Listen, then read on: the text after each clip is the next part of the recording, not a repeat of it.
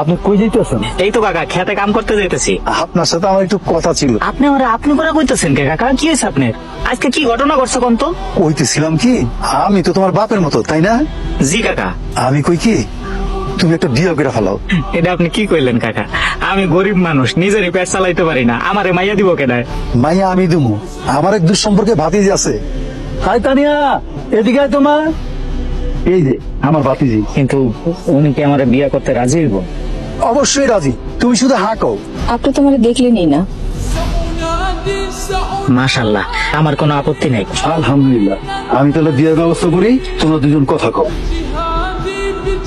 মাশাআল্লাহ, আল্লাহ তাআলার দরবারে লাখো কোটি শুকরিয়া। আলহামদুলিল্লাহ, আল্লাহ যা করেন ভালো লেগেই করেন। নিশ্চয়ই তিনি উত্তম পরিকল্পনাকারী। আপনার ঘর বাড়ি দেখে তো মনে হয় না আপনার অবস্থা অতটা খারাপ। তাহলে আপনি খেত খামারে ঠিকার কাম করেন কেন? আব্বা মরে যাওয়ার পরে সহায় সম্পত্তি জমি জমা যারাই খাই গেছিল সব চাচারা দখল করে নিছে। তাহলে আপনি আপনার চাচাবুর কাছ থেকে জায়গা জমি সব ফেরত নিয়ে আহেন। কি দরকার, গরিব মানুষ খাইতেছে খাক। তাছাড়া আমি সমস্ত বিচার আল্লাহর কাছে দিয়ে রাখছি। কি করতেছো? এমনি কেউ রান্ধে নাকি? হ্যাঁ, এত খড় দিলে তো খালি ধোয় বাইরে, আগুন জ্বলবো না তো? আগুন জ্বালাই তো। এই যে দেখ। আমি মনে করছিলাম আমি কাজ কাম পারি না দেখে আপনি আমার খোটা দিবেন। আরে কি কও, তোমার খোটা দিতে যাবো কে? তুমি না পারলে আমি আছি না, আমি তোমার সব শিখাই দিবনি। আপনি তাহলে কামে যান, বাকিটা আমি করতে পারবো না। আজকে তো কামে যাবো না, আজকে আমি নিজে বয়ে থেকে রান্ধনের কামে তোমার সাহায্য করবো। আর স্ত্রীর ঘরের কামে স্বামীরও সাহায্য করা উচিত। কি খবর ভাবি? আলহামদুলিল্লাহ, কিন্তু আপনারা তো চিনলাম না। আমি আপনাকে প্রতিবেশী, নতুন নতুন বিয়া করলেন তাই দেখতে এলাম। দিনকাল কেমন যাইতেছে ভাবি? আল্লাহর রহমতে ভালোই যাইতেছে। রাজু ভাই বিয়া করলো, আমরা তার প্রতিবেশী হয়েও দাওয়াত পাইলাম না, খুব কষ্ট পাইছি ভাবি। আসলে ভাবি ছোটখাটো ভাবে বিয়ে হয়েছে তো, তাই ওইরকম কাউরে কওয়া হয় নাই। আমার যেদিন বিয়া হয়েছে সেদিন 200 মানুষের দাওয়াত দিয়া খাওয়াইছে। সেন্টার ভাড়া কইরা ধুমধাম কইরা বিয়া হয়েছে, বিশাল আয়োজন। ভাবি, সবার তো একরকম সামর্থ্য থাকে না।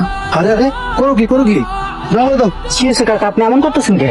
কালকে মাত্র বিয়া করলা, একটা দিন যাইতে না যাইতে নতুন করে ঘরে থিয়া তুমি এসে কাম করতে, তোমার কাম করান লাগবো না।